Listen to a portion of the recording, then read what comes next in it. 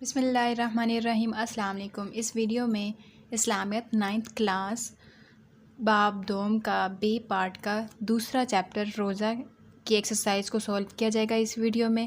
تو چلیں سٹارٹ کرتے ہیں۔ پہلا سوال ہے، درست جواب کا انتخاب کریں۔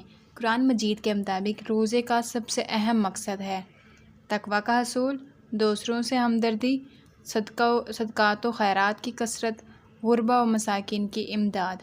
تو اس کا صحیح جواب ہے دوسروں سے ہمدردی۔ ٹھیک ہے۔ سیکنڈ، وہ روزہ اللہ تعالیٰ کی بارگاہ میں مقبول نہیں ہوتا۔ الف، جس میں جھوٹ اور فحش گوئی شامل ہو، جس میں سحری نہ کی جائے، جس میں صدقہ و خیرات نہ کیا جائے، جس میں پیٹ بھر کر کھانا نہ کھایا جائے۔ تو اس کا صحیح جواب ہے جھوٹ، جس میں جھوٹ اور فحش گوئی شامل ہو۔ تھرڈ، رمضان المبارک میں بھوکا پیاسا رہنے سے انسان کے اندر جذبات پیدا ہوتے ہیں، ہمدردی کے، رواداری کے، عفو درگزر کے، کفایہ شاری کے۔ تو اس کا صحیح جواب ہے ہمدردی کے۔ فورتھ، مقررہ وقت پر سحری و افطار کرنے سے انسان میں صفت پیدا ہوتی ہے، صبر و تحمل کی، استقامت کی، نظم و ضبط کی، صلہ رحمی کی۔ تو اس کا صحیح جواب ہے نظم و ضبط کی۔ 5، رمضان المبارک میں بھوکا پیاسا رہنے سے انسان کو دوسروں کے بارے میں احساس ہوتا ہے، بھوک پیاس کا، مالی پریشانی کا، جسمانی مشقت کا یا عزت نفس کا۔ تو اس کا صحیح جواب ہے بھوک پیاس کا۔ سوال نمبر 2، مختصر جواب دیں۔ صوم کا معنی و مفہوم تحریر کریں۔ تو اس کا جواب ہے پیج نمبر 24 پہ اس کی تعریف لکھ دیں گے۔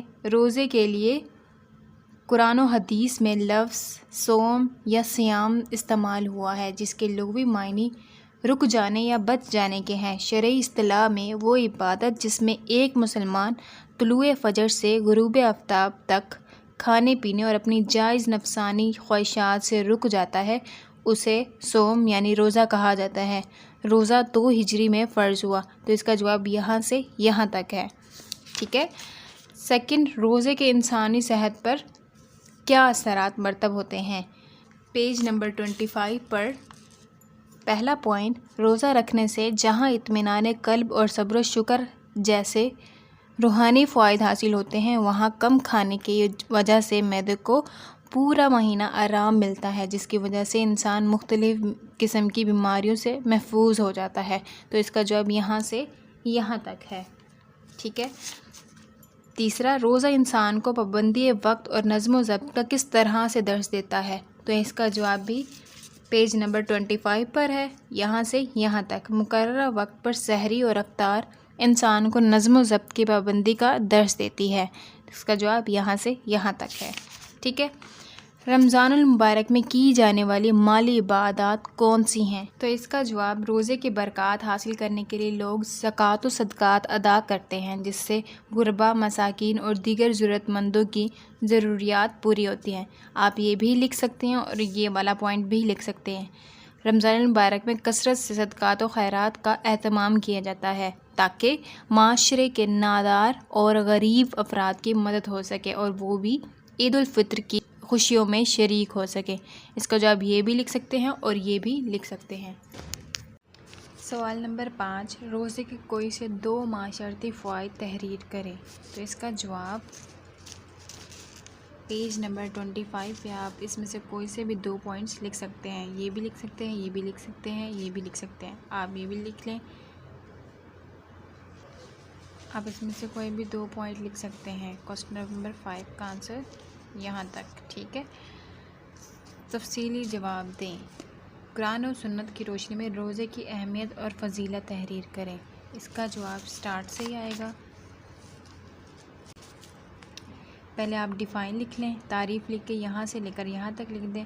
کب فرض ہوا، یہ ہیڈنگ دے کر روزہ 2 ہجری میں فرض ہوا۔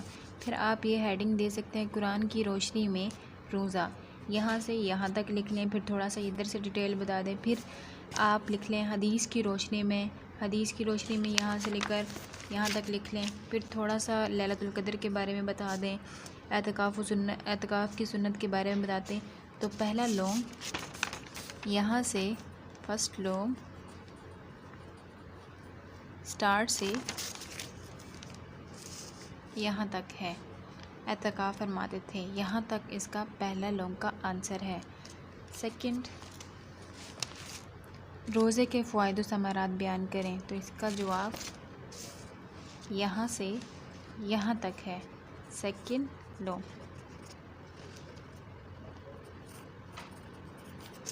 تو اس میں آپ ہیڈنگ بنا کے بھی لکھ سکتے ہیں کہ بیماریوں سے محفوظ، پہلے کی یہ ہیڈنگ بنا لیں، دوسرے میں زکوٰۃ و صدقات کی ہیڈنگ بنا لیں، تیسرے میں نظم و ضبط کی ہیڈنگ بنا لیں، چوتھے میں ہمدردی کے جذبات کی ہیڈنگ بنا لیں، فورتھ میں نیکی اور تقوی کی فضا کی ہیڈنگ بنا لیں، اور لاسٹ پہ صدقات و خیرات کی ہیڈنگ بنا لیں۔ تو ہیڈنگ بنا کے لکھیں گے تو زیادہ بہتر ہے، ٹھیک ہے۔ اگر آپ کو میری ویڈیو اچھی لگی ہے تو ویڈیو کو لائک کر دیں، چینل کو سبسکرائب کر دیں۔ Thank you so much.